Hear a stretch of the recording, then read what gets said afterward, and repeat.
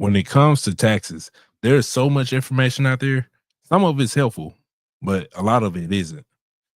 Over the year, I've seen people fall for common myths about taxes, thinking that they were saving money or they were following the rules, only to end up stressed, overpaying, or getting in trouble with the IRS, meaning they got audited. The truth is, understanding how taxes really work can really make the difference. Today, I'm sharing the surprising truths about taxes that nobody's telling you. And with these insights, it'll help you avoid mistakes, save money, and approach tax season with a whole lot more confidence than what you started with. So let's uncover some of the most important truths about taxes that you might not know. And truth number one, you don't have to earn a lot of money to benefit from filing taxes. A lot of people assume that if you didn't make a lot of money, you don't need to file taxes.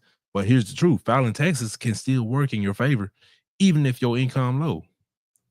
So, an example for me that happened to me before I even got into the tax preparation business.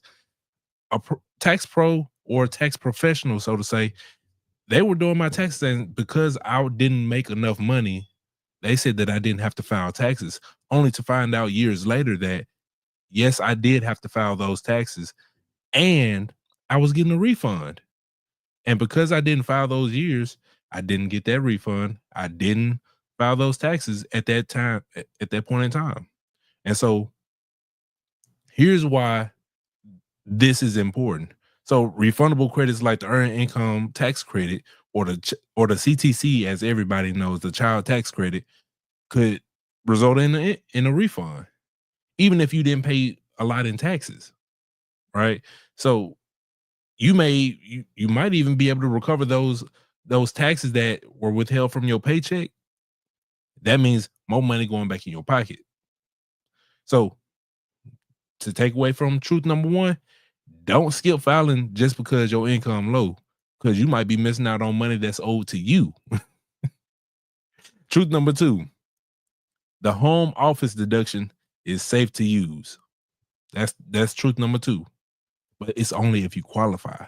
Many people avoid claiming the home office deduction, thinking that it'll increase their chances of being audited. But the truth is, it's not true.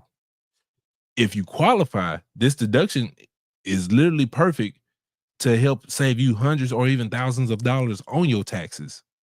So, how do you even qualify for the home office deduction? To qualify, your home office must be used exclusively. Exclusively means only for your business, and it serves as your primary place of business. So if you use it for your personal work or whatever, and your business, you can't use this deduction. It has to be strictly for your business only. And so the deduction can cover a percentage of your rent or your mortgage, your utilities, and even your internet.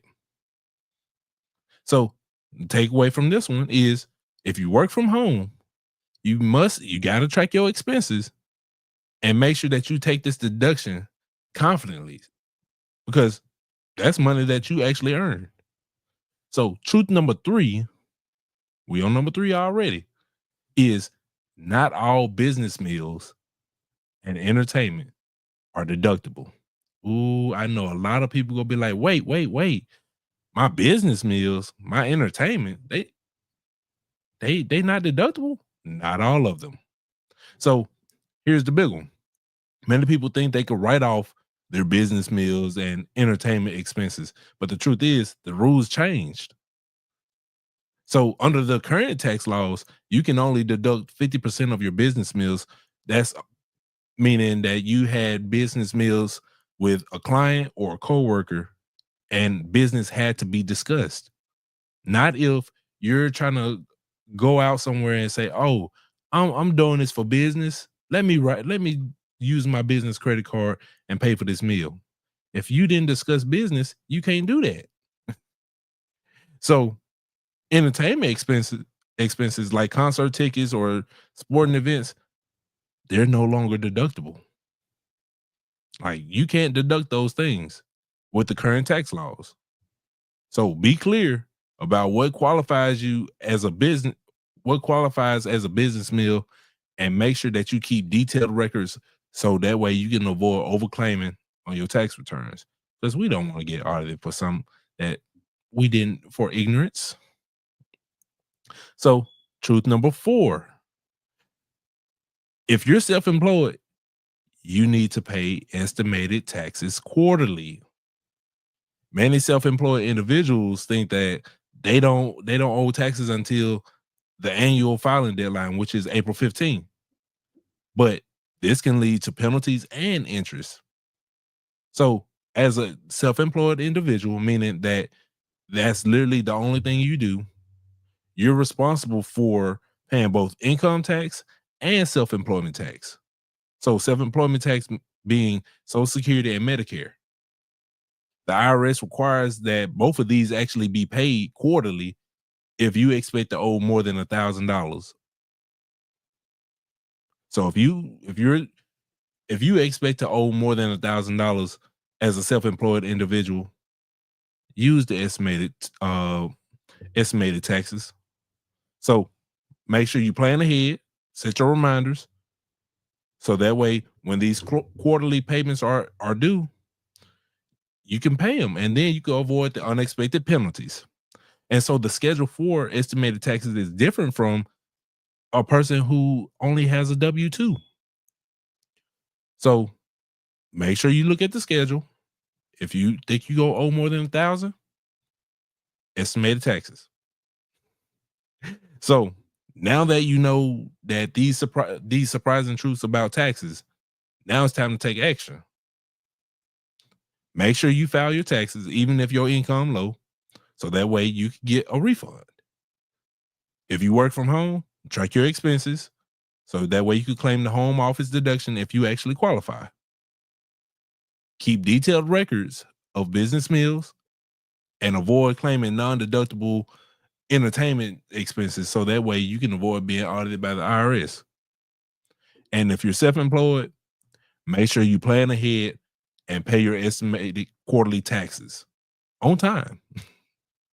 So taxes don't have to be overwhelming when you know the rules.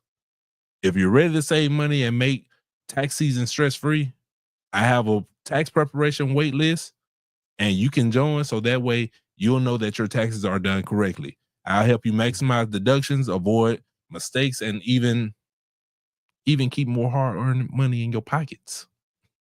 Because who doesn't want more money in their pockets? I know I do. So every year I see all these misconceptions that hold people back from making the most of their tax situation. But if you understand the truths, you'll not only save money, but you'll approach tax season with a different type of confidence and a peace of mind.